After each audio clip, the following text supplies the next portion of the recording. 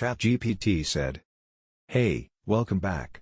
Today's video is going to get into something I've been messing around with lately, the Samsung HW-Q990F Q Series soundbar, the 11.1.4 configuration, with its subwoofer, rear speakers, and that additional protection plan. I wanted to break it down in a way you'd see in a tech review video, what it does, how it feels, where it's strong, where it's not, and whether it's worth the investment in 2025. So first, let's get oriented. You've likely got a TV in your setup already, maybe with some built-in speakers, maybe with some audio gear. Soundbars in general occupy that space between just TV speakers and full-blown surround sound with towers everywhere. With this Samsung soundbar, they're pushing kind of the boundary. 11.1.4 channels is a lot of overhead capability.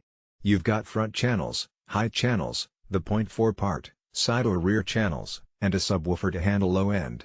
The idea is immersive sound with as few separate units as possible. Let's talk design and build first, because that's the first impression. The main soundbar is sleek, black mesh grille, discreet branding, not flashy or attention-seeking. It wants to live under a modern flat-panel TV and more or less disappear visually. The subwoofer is large, as expected, big to move serious air. And the two rear speakers exist, fairly compact boxes, but you'll want to make sure placement is good. Wires are involved, these aren't wireless rears, depending on your setup. The materials feel solid. The build quality feels premium enough to match a premium price tag.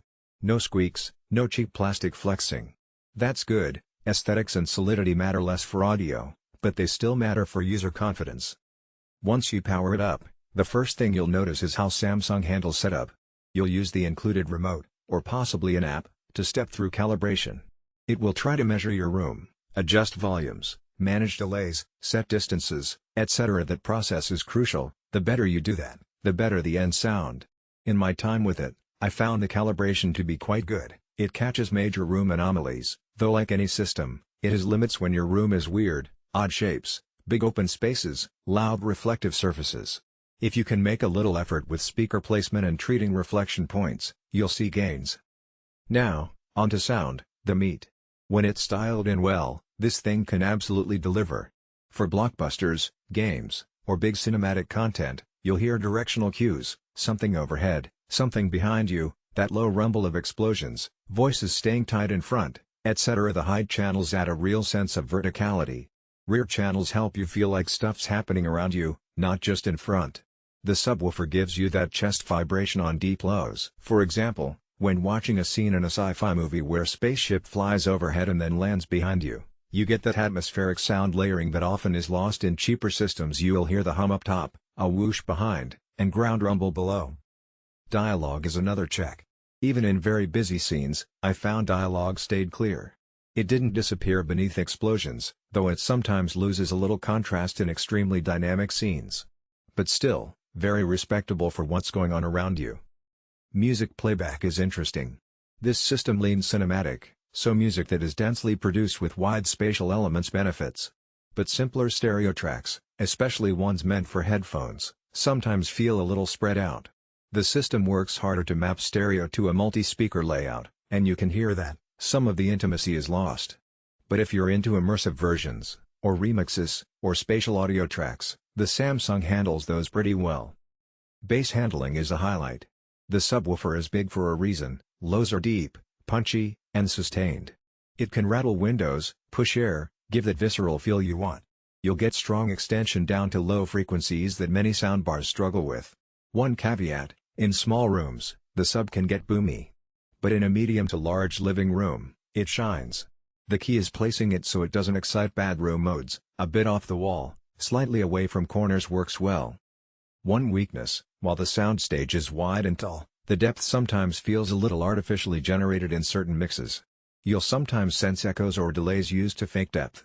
If your content is poorly mastered, the system can't invent detail. Also, in very large rooms, even this system will hit limits. You won't get a strong performance at the far ends of your listening space. And because it's a soundbar solution, you don't have full freedom of speaker placement as you would with full surround systems. Connectivity and features.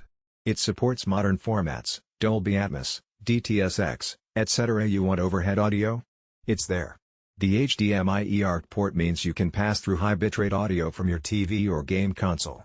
There are optical, USB, and other inputs, so legacy gear is still supported. It supports wireless music streaming, AirPlay, Bluetooth, Wi-Fi, all that. The user experience for switching inputs, adjusting EQ, etc., is fairly polished.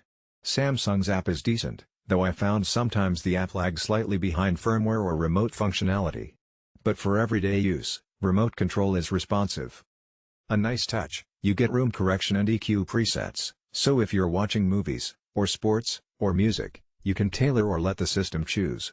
There's also some surround virtualization modes, which I used sparingly. They help in casual watching, but for critical listening I stick to the native multi-channel layout. One interesting feature is the optional protection plan, 6-year Amber protection if something fails, electronics, components, you're covered, subject to plan terms.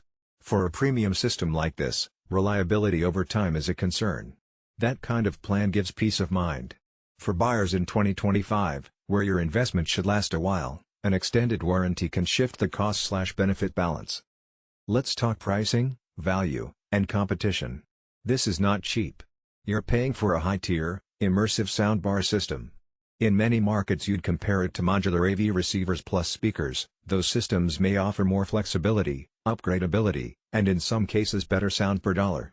But they come with complexity, wiring, calibration, footprint.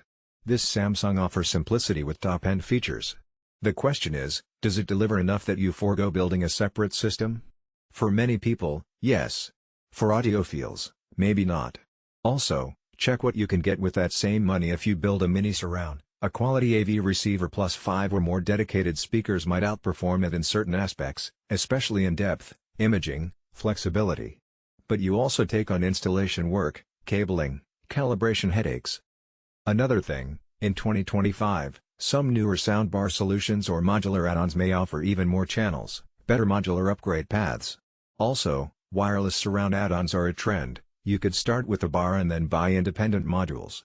The Samsung's approach is more monolithic, you buy the full kit.